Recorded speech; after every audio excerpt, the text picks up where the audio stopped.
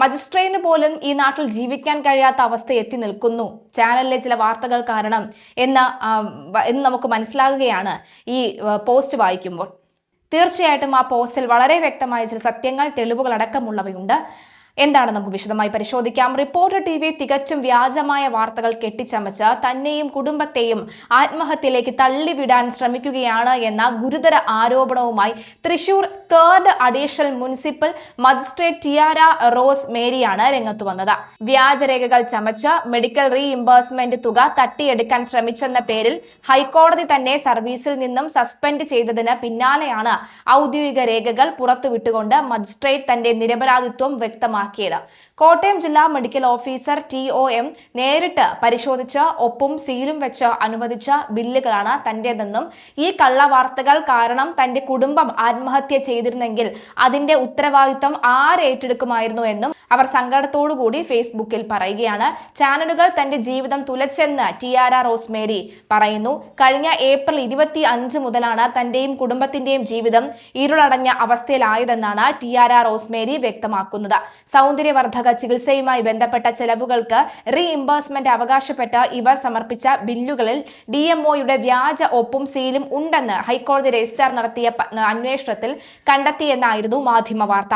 എന്നാൽ തന്റെ ഭാഗം കേൾക്കാനോ സത്യാവസ്ഥ അന്വേഷിക്കാനോ തയ്യാറാകാതെ ചില ഓൺലൈൻ ചാനലുകളും യൂട്യൂബർമാരും വെറും റേറ്റിംഗിന് വേണ്ടി ഈ വാർത്ത ആക്രോശത്തോടുകൂടി ഏറ്റുപിടിക്കുകയായിരുന്നു എന്നും അവർ ആരോപിക്കുന്നു. തന്റെ ഫേസ്ബുക്ക് ചിത്രങ്ങൾ മോഷ്ടിച്ച് നിരന്തരം പ്രദർശിപ്പിച്ചും കുടുംബാംഗങ്ങളുടെ പേര് വലിച്ചിഴച്ചും തങ്ങളെ സമൂഹത്തിന് മുന്നിൽ കുറ്റവാളികളായി ചിത്രീകരിച്ചു. DMO ഓഫീസിൽ ഒരിക്കൽ പോലും കാലുകുത്താത്ത താൻ എന്തിനാണ് വ്യാജ ഒപ്പും സീലും നിർമ്മിക്കുന്നത് എന്നാണ് മജിസ്ട്രേറ്റ് ചോദിക്കുന്നത്. ഇതിന് തെളിവായി കോട്ടയം DMO ഓഫീസിൽ നിന്നുള്ള ഔദ്യോഗിക രേഖകളും അവർ പുറത്തുവിട്ടു. താൻ സമർപ്പിച്ച മെഡിക്കൽ ബില്ലുകൾ DMO നേരിട്ട് പരിശോധിച്ച് കൃത്യമാണ് എന്ന് ബോധ്യപ്പെട്ട ശേഷമാണ് ഒപ്പും സീലും വെച്ച തുക അനുവദിച്ചത് എന്നാണ് ഈ രേഖകളിൽ വ്യക്തമാകുന്നത്. തന്റെ ഓഫീസ് വഴിയാണ് ഈ രേഖകൾ DMO ഓഫീസിലേക്ക് അയച്ചതെന്നും ഇതിന്റെ സാക്ഷ്യപ്പെടുത്തിയ പകർപ്പുകൾ തന്റെ പക്കൽ ഉണ്ടെന്നും അവർ പറയുന്നു. താൻ ജോലി ചെയ്ത കോടതികളിലെ വിധികൾ പരിശോധിച്ചാലോ അവിടുത്തെ അഭിഭാഷകരോടും ജീവനക്കാരോടും ചോദിച്ചാലോ തന്റെ സത്യസന്ധത ബോധ്യപ്പെടുമെന്ന് മജിസ്ട്രേറ്റ് പറയുന്നു. മുൻപും നെയ്യാറ്റിൻകരയിൽ വെച്ച് പോലീസ് ഉദ്യോഗസ്ഥരോട് മോശമായി പെരുമാറി എന്ന പരാതിയിലും കോട്ടയത്ത് വെച്ച് ഉയർന്ന ഉദ്യോഗസ്ഥരിൽ നിന്നും പീഡനം നേരിട്ടതായും കാണിച്ച് ഇവർ നൽകിയ പരാതികൾ വിവാദമായിരുന്നു. താൻ തെറ്റ് ചെയ്തിട്ടില്ല എന്ന് പലർക്കും അറിയാമെങ്കിലും കുപ്രസിദ്ധമായ ആ ചാനലിനെ ഭയന്ന് ആരും സംസാരിക്കുന്നില്ല. നിരപരാധികളുടെ ജീവിതം തകർത്ത് നിൽക്കുന്ന ഇത്തരം മാധ്യമങ്ങളെ ജനങ്ങൾ ബഹിഷ്കരിക്കണമെന്നും മജിസ്ട്രേറ്റ് ആവശ്യപ്പെട്ടു. ടിയാര റോസ് മേരിയുടെ കുറിപ്പ് നോക്കാം.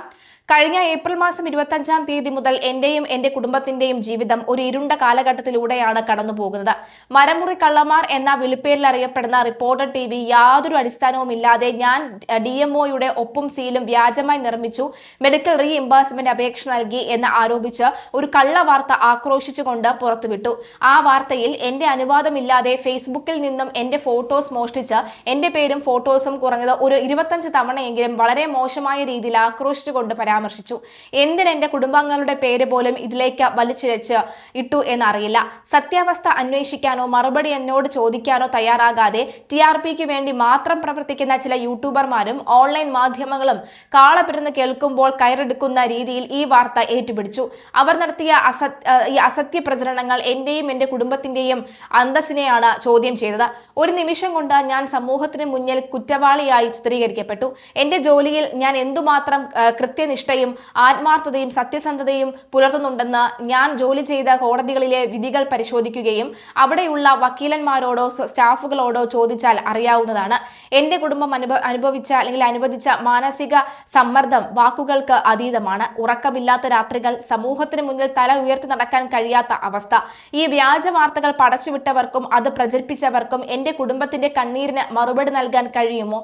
DMO ഓഫീസിൽ ഒരിക്കൽ പോലും കാലുകുത്താത്ത, DMO ആണാണോ പെണ്ണാണോ എന്ന് പോലും അറിയാത്ത ഞാൻ DMOയുടെ വ്യാജ ഒപ്പും സീലും ഉപയോഗിച്ച് 30,000 രൂപ തട്ടിയെടുക്കാൻ ശ്രമിച്ചു എന്നായിരുന്നു മരമുറി കേസിലെ പ്രതികളുടെ ഉടമസ്ഥയിലുള്ള സെക്യൂരിറ്റി ക്ലിയറൻസ് ഇല്ലാത്ത ചാനലിന്റെ ആരോപണം.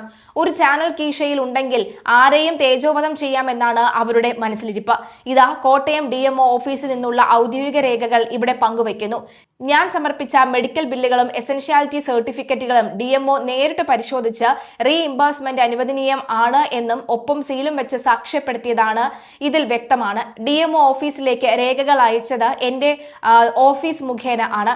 ആയതിന്റെ സർട്ടിഫൈഡ് പകർപ്പും നൽകുന്നു. ഈ കള്ളവാർത്ത കാരണം എന്റെ കുടുംബം മനോവിഷമം സഹിക്കാതെ ആത്മഹത്യ ചെയ്തിരുന്നുവെങ്കിൽ അതിന് ആര് ഉത്തരം പറയുമായിരുന്നു? ഞങ്ങളുടെ ജീവന് ഒരു വിലയുമില്ലേ? ഞങ്ങൾ മരണപ്പെട്ടിരുന്നുവെങ്കിൽ സമൂഹം പറയും ചെയ്ത തെറ്റ് പിടിക്കപ്പെട്ടപ്പോൾ മനസ്സ് നൊന്ത് ആത്മഹത്യ ചെയ്തെന്ന്. നിരപരാധികളായ എന്റെയും എന്റെ കുടുംബത്തിന്റെയും ജീവന് ആര് വില കൽപ്പിക്കും? ഞാനില്ലെങ്കിൽ എന്റെ നിരപരാധിത്വം തെളിയിക്കാൻ ആര് മുതിരും? പലർക്കും ഞാൻ തെറ്റ് ചെയ്തിട്ടില്ല എന്ന് അറിയാമെങ്കിലും കുപ്രസിദ്ധമായ ആ ചാനലിനെതിരെ ഒരു വാക്കോ ഒരു നോക്കോ ഒരു അക്ഷരവുമോ ആരും ഉരിയാടില്ല. തരം താഴ്ന്നവന്റെ മാക്സിമം തരം താഴ്ന്ന എന്നെയും എന്റെ കുടുംബത്തെയും മനസ്സ് മടുപ്പിച്ച് ആത്മഹത്യയിലേക്ക് തള്ളിവിടുക എന്ന ഉദ്ദേശത്തോടു കൂടി തികച്ചും വ്യാജ വാർത്തകൾ കെട്ടിച്ചമച്ച് ആളുകളുടെ ജീവിതം തകർത്തുന്ന മാധ്യമ ധാർമ്മികത ഇല്ലാത്തവർക്കെതിരെ ജനങ്ങൾ ചുട്ട മറുപടി കൊടുക്കും എന്ന് ഞാൻ വിശ്വസിച്ചു കൊള്ളുന്നു. സത്യം തിരിച്ചറിയുക, ഇത്തരം കള്ളപ്രചാരണങ്ങളെ അവഗണിക്കുക, ഇത്തരം വ്യാജ വാർത്തകൾ നൽകുന്ന ചാനലുകൾ ബഹിഷ്കരിക്കുക എന്ന് പറഞ്ഞുകൊണ്ടാണ് യുവതിയും അതുപോലെ തന്നെ മജിസ്ട്രേറ്റുമായ ആ മജിസ്ട്രേറ്റ് തങ്ങളുടെ വിഷമം വ്യക്തമാക്കുന്നത്.